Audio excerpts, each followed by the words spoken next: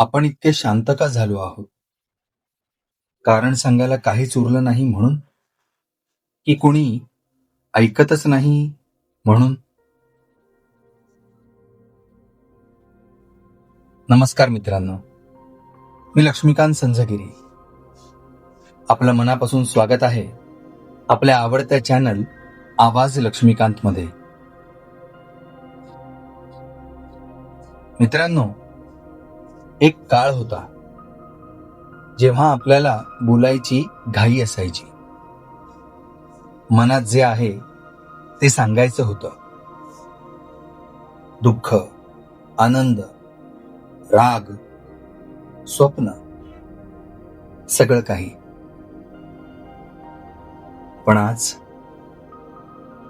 आज आपण जास्त बोलतच नाही, जास्त सांगत नाही आणि जास्त व्यक्तही होत नाही. कारण बोलूनही समजून घेतलं जाणार नसेल तर शांत राहणं सोपं वाटतं. आपण शांत झालोय कारण प्रत्येक वेळी आपलं मन उघडलं तेव्हा कोणीतरी चुकीचं समजून घेतलं, कुणी दुर्लक्ष केलं आणि कुणी हसून सोडून दिलं. म्हणून हळूहळू आपण स्वतःशीच एक करार केला. सगळं मनातच ठेवूया.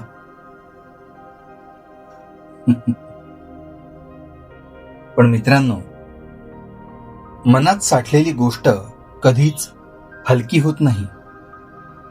ती फक्त खोल जात जाते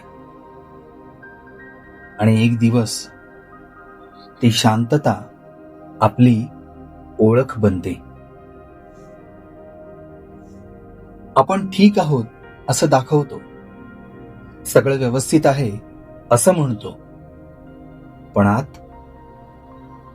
आत एक आवाज असतो जो फक्त ऐकला जावा एवढीच अपेक्षा ठेवतो.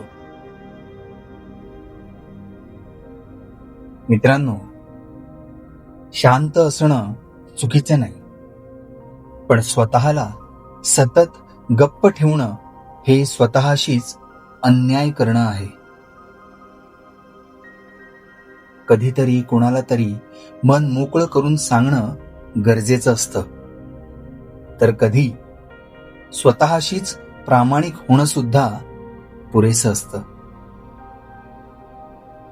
कारण आपण शांत झालो आहोत याचा अर्थ आपल्याकडे सांगायला काही नाही असं नाही. खरं कारण हे आहे, आपण अजूनही कोणीतरी समजून घेईल याची वाट पाहत असतो.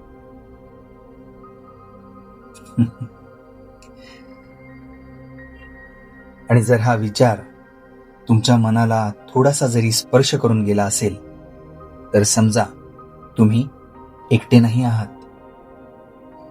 हीच तर आवाज लक्ष्मीकांत मधील मराठी व्हॉइस मंथनची खरी ओळख आहे, जिथे शब्द हळू बोलतात आणि थेट मनाशी संवाद साधतात.